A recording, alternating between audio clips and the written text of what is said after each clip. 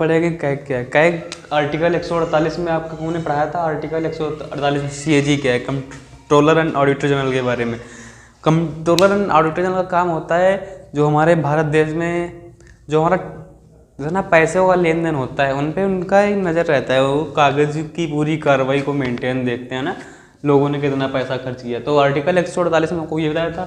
फिर आर्टिकल 149 में आपको हम बताते हैं कर्तव्य एवं शक्तियाँ। जो हमारा कैग होता है उसकी कर्तव्य शक्तियाँ क्या होती हैं। कैग का कर्तव्य होता है जितना भारत में पैसा किसी राज्य को दिया गया या फिर किसी केंद्र सरकार के किसी बजट को दिया गया, उस बजट को चेक करना होता है, उसका परम कर्तव्य होता है कैग का।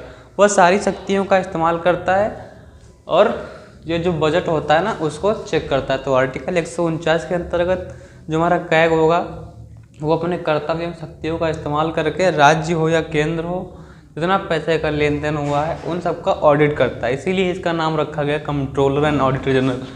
150 में कहा गया, आर्टिकल 150 में, आर्टिकल 150 में बोला गया संघ और राज्य का लेखक का जो लेखाएं होते हैं, मतलब संघ और राज्य की जितना भी बजट होता है वो राष्ट्रपति के सलाह पर, मतलब ऑडिटर जनरल के सलाह पर राष्ट्रपति उन पर विचार विमर्श प्रारूप करता है।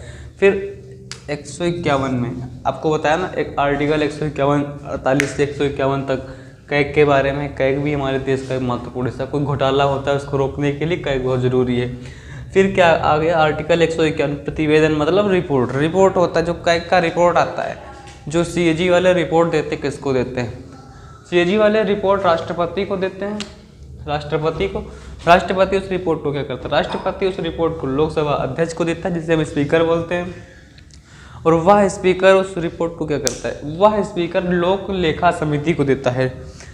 क्योंकि सीएजी तो चेक कर लेता है, उसके बाद लोक लेखा समिति उसको चेक करती है, उसके बाद पूरा प्रोसेस है राष्ट्रपति के पास जाएगा, सीएजी के पास, फिर लोकसभा अध्यक्ष के पास, फिर लोक लेखा समिति। तो आप सोच रहे हैं कि सीधा जो हमारा कैग है वो सीधा लोक सेवा समिति को क्यों नहीं देता, इसका सबका एक क्राइटेरिया होता है ना, पद वाइज पद दिया जाता है।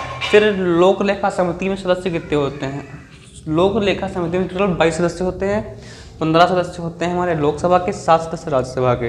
तो ये लोग पूरा मंथन करके उसको जांचते हैं, जैसे ऑडिट करते हैं। तो ये हमारा भाग 5 समाप्त हुआ। मिलते हैं भाग 6 राज्य के साथ। चैनल को लाइक सब्सक्राइब शेयर करें। धन्यवाद।